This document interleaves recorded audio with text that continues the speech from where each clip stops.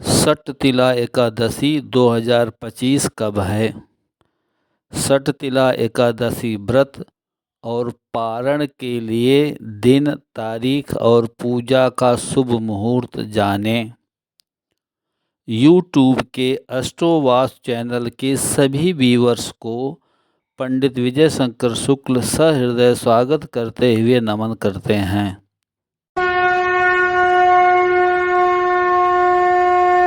और फिर प्रथम पूज्य भगवान गणेश वंदना।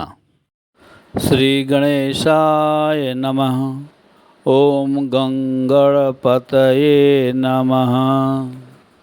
वेलकम व्यूअर्स, मैं पंडित विजय शंकर शुक्ल सभी गुरुजनों, भगवान श्री गणेश, माँ सरस्वती की कृपा एवं आशीर्वाद से आप सबके साथ एस्ट्रोवास्तु चैनल पर डिस्कस करता हूँ।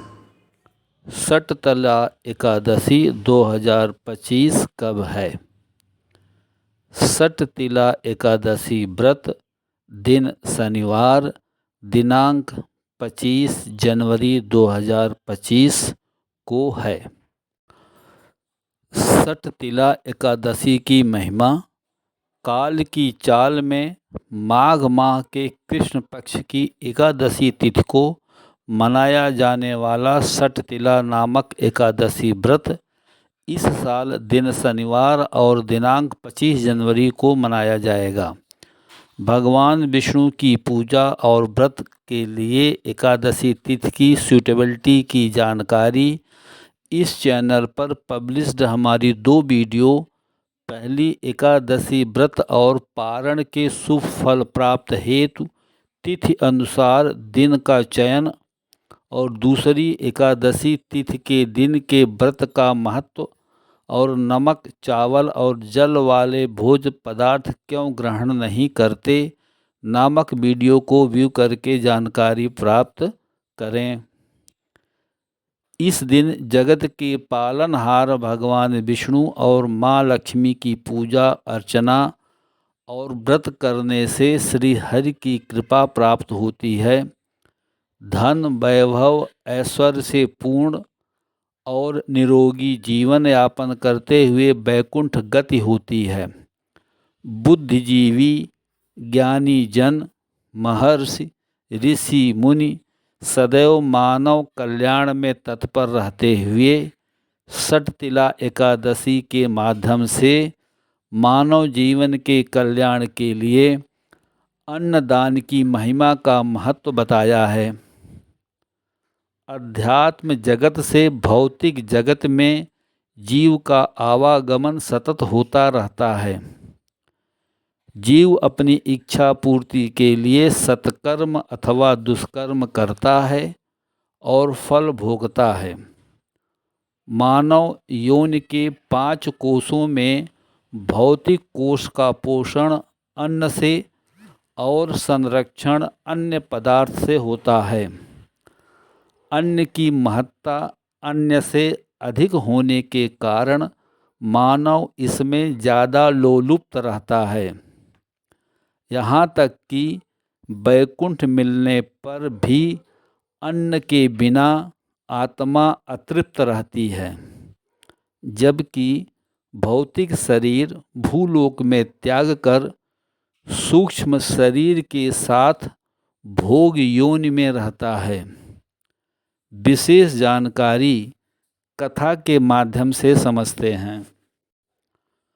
माघ माह कृष्ण पक्ष की सटतिला एकादशी व्रत कथा। भगवान श्री कृष्ण को श्रद्धापूर्वक प्रणाम करते हुए युधिष्ठिर ने अनुरोध किए कि माघ माह के कृष्ण पक्ष की सटतिला एकादशी व्रत का महात्म्य सुनाने की अनुकंपा करें। तब भगवान श्री कृष्ण बोले, हे नृपश्रेष्ठ, सुनो, माघ मास के कृष्ण पक्ष की जो एकादशी है वह सटतिला के नाम से विख्यात है, जो सब पापों का नाश करने वाली है। अब तुम सटतिला की पापहारिणी कथा सुनो, जिसे मुनिश्रेष्ठ पुलस्त ने दालभ्य से कहा। एक बार दालभ्य ऋषि ने पुलस्त ऋषि से पूछा, हे ऋषि श्रेष्ठ, मनुष्य मृत्युलोक में ब्रह्म हत्या आदि महापाप करते हैं और दूसरे के धन की चोरी तथा दूसरे की उन्नति देखकर ईर्ष्या आदि करते हैं। ऐसे महान पाप मनुष्य क्रोध, ईर्ष्या, आवेग और मूर्खता बस करते हैं और बाद में शोक करते हैं कि हाय, यह हमने क्या किया। हे महामुनि, ऐसे मनुष्यों को नरक से बचाने का क्या उपाय है? कोई ऐसा उपाय बताने की कृपा करें जिससे ऐसे मनुष्य को नरक से बचाया जा सके, अर्थात उन्हें नरक की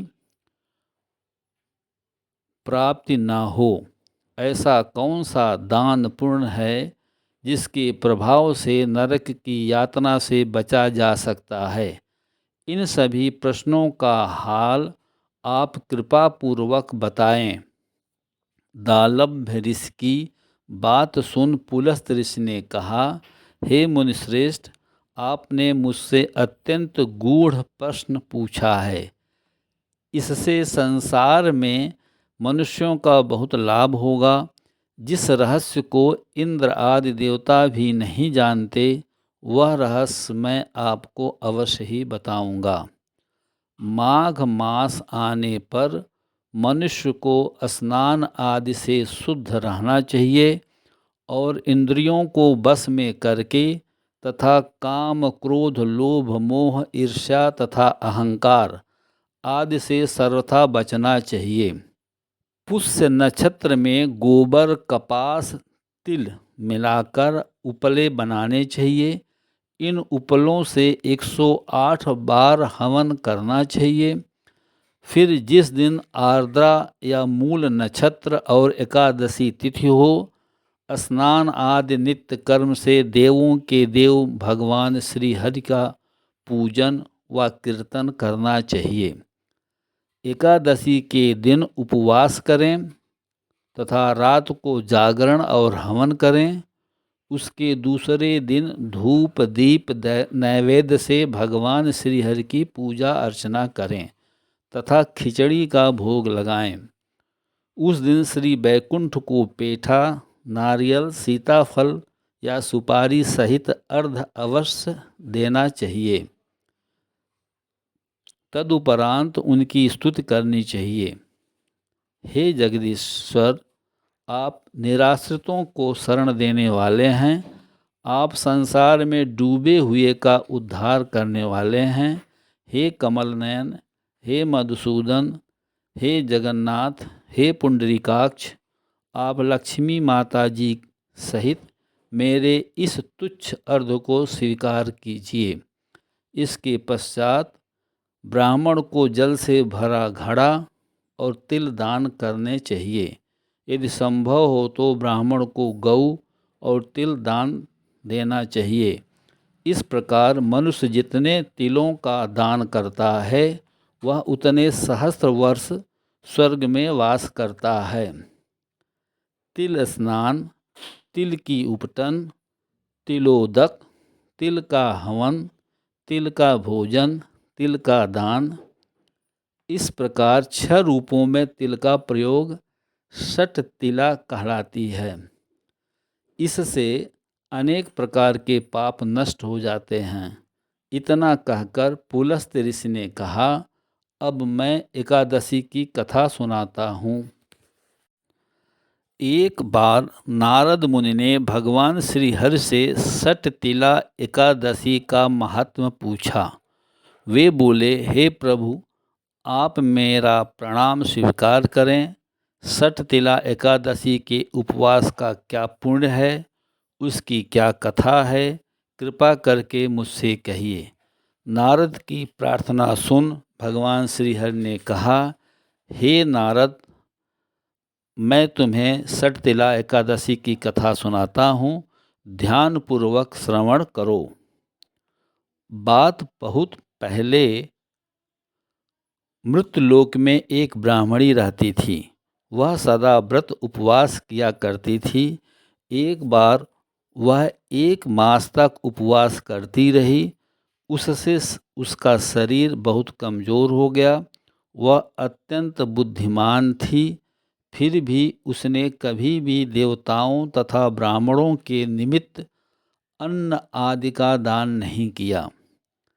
मैंने चिंतन किया कि इस ब्राह्मणी ने उपवास आदि से अपना शरीर तो पवित्र कर लिया है तथा इसको वैकुंठ लोक भी प्राप्त हो जाएगा, किंतु इसने कभी अन्नदान नहीं किया है। अन्न के बिना जीव की तृप्ति होना कठिन है। ऐसा चिंतन कर मैं मृतलोक में गया और उस ब्राह्मणी से अन्न की भिक्षा मांगी। इस पर उस ब्राह्मणी ने कहा, हे योगी राज, आप यहाँ किस लिए पधारे हैं? मैंने कहा, मुझे भिक्षा चाहिए। इस पर उसने मुझे एक मिट्टी का पिंड दे दिया। मैं उस पिंड को लेकर स्वर्ग लौट आया। कुछ समय व्यतीत होने पर वह ब्राह्मणी शरीर त्याग कर स्वर्ग आई। मिट्टी के पिंड के प्रभाव से उसे उस जगह एक आम वृक्ष सहित घर मिला, किंतु उसने उस घर को अन्य वस्तुओं से खाली पाया। वह घबराई हुई मेरे पास आई और बोली, हे प्रभु, मैंने अनेक व्रत आदि से आपका पूजन किया है, किंतु फिर भी मेरा घर वस्तुओं से रिक्त है। इसका क्या कारण है? मैंने कहा, तुम अपने घर जाओ और जब देव स्त्रियां तुम्हें देखने आएं, तब तुम उनसे सटतिला एकादशी व्रत का महात्म्य और उसका विधान पूछना। जब तक वह न बताएं, तब तक द्वार नहीं खोलना। प्रभु के ऐसे वचन सुन वह अपने घर गई, और जब देव स्त्रियां आईं और द्वार खोलने के लिए कहने लगीं, तब उस ब्राह्मणी ने कहा, यदि आप मुझे देखने आई हैं तो पहले मुझे सटतिला एकादशी का महात्म बताएं। तब उनमें से एक देव स्त्री ने कहा, यदि तुम्हारी यही इच्छा है तो ध्यानपूर्वक श्रवण करो। मैं तुमसे एकादशी व्रत और उसका महात्म्य विधान सहित कहती हूँ। जब उस देव स्त्री ने सटतिला एकादशी का महात्म्य सुना दिया, तब उस ब्राह्मणी ने द्वार खोल दिया। देव स्त्रियों ने ब्राह्मणी को सब स्त्रियों से अलग पाया। उस ब्राह्मणी ने भी देव स्त्रियों के कहे अनुसार सटतिला एकादशी का उपवास किया, और उसके प्रभाव से उसका घर धन धान्य से भर गया। अतः हे नृपश्रेष्ठ, मनुष्यों को अज्ञान को त्याग कर सटतिला एकादशी व्रत करना चाहिए। इससे मनुष्य के सभी पाप नष्ट हो जाते हैं। माघ माह कृष्ण पक्ष की सटतिला एकादशी व्रत के दिन तारीख जानें। माघ माह के कृष्ण पक्ष की एकादशी तिथि की शुरुआत 24 जनवरी 2025 को शाम 7:25 पर होगी। वहीं तिथि का समापन 25 जनवरी 2025 को रात 8:31 पर होगी। ऐसे में 25 जनवरी 2025 को सटतिला एकादशी व्रत किया जाएगा। माघ माह कृष्ण पक्ष की सटतिला एकादशी पूजा का शुभ मुहूर्त 25 जनवरी 2025 को सूर्योदय सुबह 7:13 पर और सूर्यास्त शाम 5:55 पर है। ब्रह्म मुहूर्त सुबह 5:26 से 6:19 तक। विजय मुहूर्त दोपहर 2:21 से 3:03 तक। गोधूलि मुहूर्त शाम 5:52 से 6:19 तक। निशिता मुहूर्त रात 12:07 से 1 बजे तक है। सटतिला एकादशी 2025 व्रत पारण का दिन, तारीख, शुभ मुहूर्त माघ माह कृष्ण पक्ष की षटतिला एकादशी व्रत का पारण समय 26 जनवरी 2025 दिन रविवार को सुबह 7:12 से लेकर 9:21 तक है। इस मुहूर्त में एकादशी का पारण शुभ फलदायी है। ओम श्री लक्ष्मी नारायणाय नमो नमः।